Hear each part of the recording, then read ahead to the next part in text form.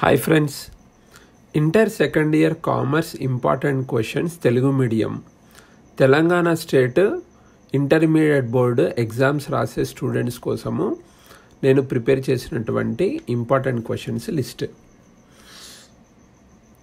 ముందుగా పార్ట్ ఏలో commerce 10 marks questions.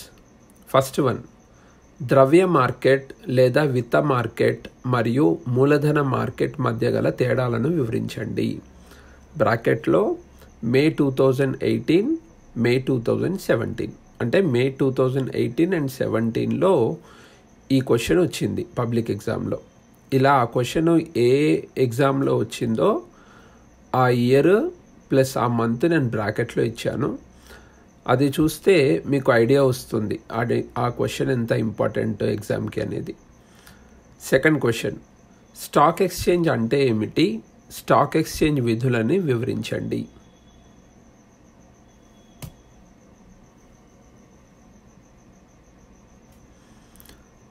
Third question, SEBI అంటే ఏమిటి? సెబీ యొక్క విధులను అధికారాలను వివరించండి. ఫోర్త్ క్వశ్చన్, జాబితాలో చేర్చడం అంటే ఏమిటి? జాబితాలో చేర్చే విధానాన్ని వివరించండి.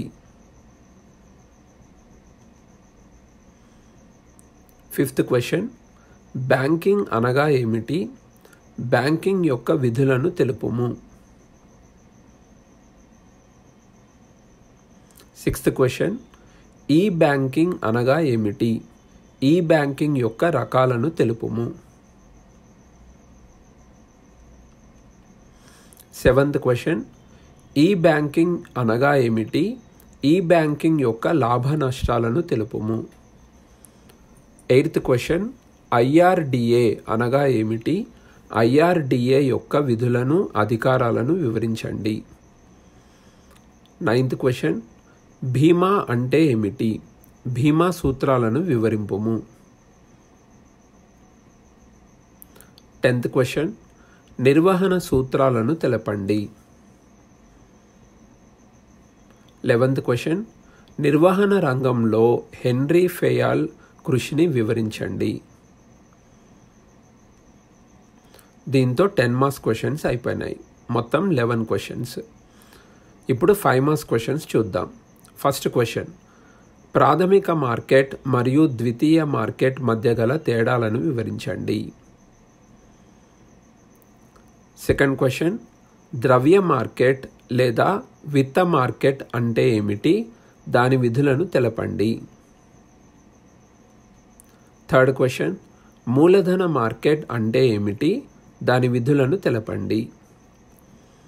ఫోర్త్ క్వశ్చన్, ఇండిజినస్ బ్యాంకులకు మరియు వడ్డీ వ్యాపారస్తులకు మధ్య గల తేడాలను వ్రాయండి. ఫిఫ్త్ క్వశ్చన్, బుల్ మరియు బేర్లను గురించి వివరించండి. సిక్స్త్ క్వశ్చన్, సరుకులు మరియు సేవల మధ్య గల తేడాలను వ్రాయండి. సెవెంత్ క్వశ్చన్, బీమా లక్షణాలని వివరించండి. ఎయిత్ క్వశ్చన్, రోడ్డు రవాణా యొక్క ప్రయోజనాలని నష్టాలని వ్రాయండి. నైన్త్ క్వశ్చన్, రవాణా అంటే ఏమిటి? రవాణా యొక్క ప్రయోజనాలని రాయండి. 10th క్వశ్చన్, ఎంట్రప్రెన్యూర్ యొక్క విధులను వ్రాయండి. 11th క్వశ్చన్, ఎంట్రప్రెన్యూర్ యొక్క లక్షణాలని రాయండి. 12th క్వశ్చన్, డాన్హాఫ్ తెలిపిన వివిధ రకాల ఎంట్రప్రెన్యూర్లను గురించి వివరించండి. 13th క్వశ్చన్, మన రాష్ట్రంలో ఎస్సీ మరియు ఎస్టీ ఔత్సాహికులకు తెలంగాణ రాష్ట్ర ప్రభుత్వం అందించే ప్రత్యేక చేయూతలను గురించి వివరించండి. 14th క్వశ్చన్, సూక్ష్మ, చిన్న మరియు మధ్య సంస్థల అభివృద్ధికి తెలంగాణ రాష్ట్ర ప్రభుత్వం అందించే ప్రత్యేక చేయూతలను గురించి వివరించండి. 15th క్వశ్చన్, మన రాష్ట్రంలో సాంప్రదాయక కళలు, హస్తకళల ఉత్పాదకతను, ఆదాయాన్ని పెంపొందించడానికి తెలంగాణ ప్రభుత్వం చేపట్టిన చర్యలను వివరించండి. 16th క్వశ్చన్, వ్యవస్థాపక అభివృద్ధి ధ్యేయాలను వివరించండి. 17th క్వశ్చన్, ప్రత్యేక ఆర్థిక మండలి సెజ్ యొక్క లాభ నష్టాలను వివరించండి. 18th క్వశ్చన్, ప్రత్యేక ఆర్థిక మండలి యొక్క ధ్యేయాలను వివరించండి. 19th క్వశ్చన్, టోకు వర్తకుడు ఉత్పత్తిదారుడికి, చిల్లర వర్తకుడికి అందించే సేవలని వివరించండి. 20, స్వదేశీ వర్తకం మరియు విదేశీ వర్తకం మధ్య గల తేడాలను రాయండి. 21, విదేశీ వర్తకం ప్రయోజనాలని రాయండి. 22, నిర్దేశ సూత్రాలను వివరించండి.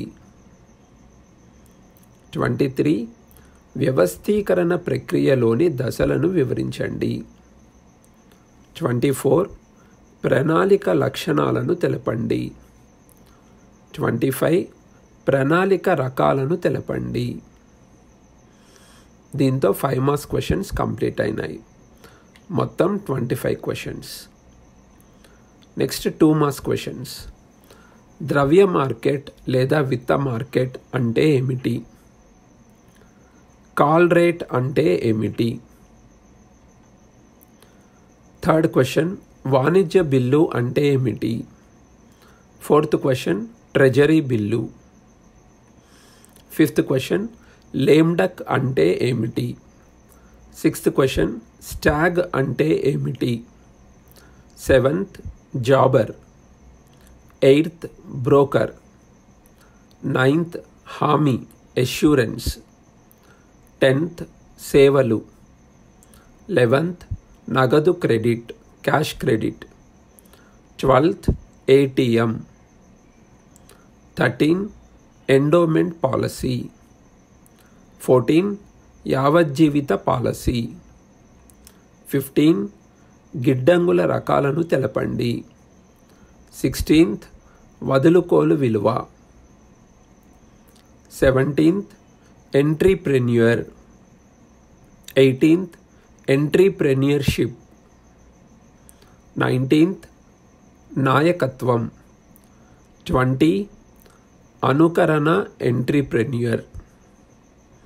21, సమాన ప్రాంతీయ అభివృద్ధి. 22, ప్రాజెక్ట్ నివేదిక అంటే ఏమిటి?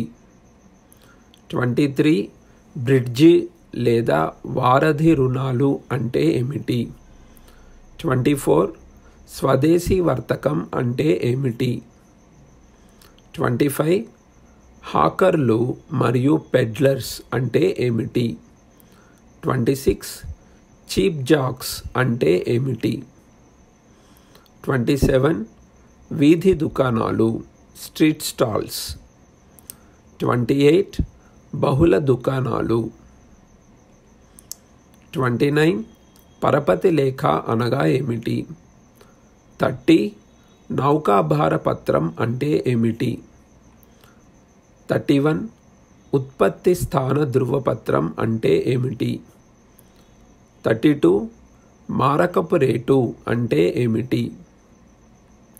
33, బాండెడ్ గిడ్డంగులు అంటే ఏమిటి? 34, మారు వర్తకము లేదా ఎంట్రీపో వర్తకము. 35, శాస్త్రీయ నిర్వహణ. 36, సిబ్బందీకరణ స్టాఫింగ్. 37, వ్యవస్థీకరణ అంటే ఏమిటి? 38, నియంత్రణ అంటే ఏమిటి? దీంతో పార్ట్ ఏ కామర్స్ కంప్లీట్ అయింది. ఇప్పుడు పార్ట్ బి అకౌంట్స్లోని థియరీ క్వశ్చన్స్లో important 5 marks. First question, consignment మరియు అమ్మకాలకు మధ్య గల తేడాలను రాయండి. సెకండ్ క్వశ్చన్, విరాళాలు అంటే ఏమిటి? విరాళాల రకాలను రాయండి.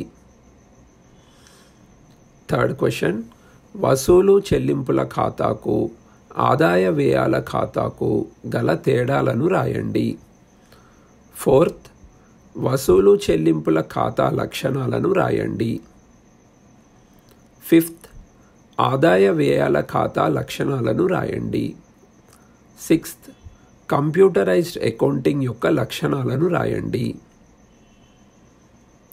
సెవెంత్, కంప్యూటరైజ్డ్ అకౌంటింగ్ యొక్క ప్రయోజనాలను రాయండి. ఎయిత్, కంప్యూటరైజ్డ్ అకౌంటింగ్ మరియు మాన్యువల్ అకౌంటింగ్లకి మధ్య గల తేడాలని రాయండి. మొత్తం 8 క్వశ్చన్స్, 5 మార్క్స్వి. ఇప్పుడు అకౌంట్స్లోని 2 మార్క్స్ క్వశ్చన్స్లో ఇంపార్టెంట్వి చూద్దాం. ఫస్ట్ క్వశ్చన్, తరుగుదలని నిర్వచించండి. సెకండ్, ఉద్యహన లేదా తగ్గింపు అంటే ఏమిటి? థర్డ్, లుప్తత అంటే ఏమిటి? ఫోర్త్, తరుగుదలకి గల 2 కారణములు. ఫిఫ్త్, స్థిర వాయిదాల పద్ధతి. సిక్స్త్, తగ్గుతున్న నిల్వల పద్ధతి. సెవెంత్, ఒంటిపద్దు విధానం అంటే ఏమిటి? ఎయిత్, ఒంటిపద్దు విధానం యొక్క 2 లక్షణాలని రాయండి. నైన్త్, ప్రొఫార్మా ఇన్వాయిస్ అంటే ఏమిటి? 10th, del క్రెడరీ commission. 11th, అదనపు కమిషన్. 12th, విరాళాలు. 13th, ప్రత్యేక విరాళాలు. 14th, వారసత్వాలు. 15th, ప్రాథమిక రుసుము. 16th, భాగస్వామ్య ఒప్పందం. 17th, పునర్మూల్యాంకన ఖాతా. 18th, గుడ్విల్ అంటే ఏమిటి? 19th, త్యాగ నిష్పత్తి. 20, లబ్ధి నిష్పత్తి. 21, స్ప్రెడ్షీట్స్. 22, మార్గ్. 23, సేజ్. 24, టాలీ. 25, ఆధిపత్యం, సుప్రిమసీ పై లఘు వ్యాఖ్యను రాయండి. కంప్లీటెడ్. Thank you.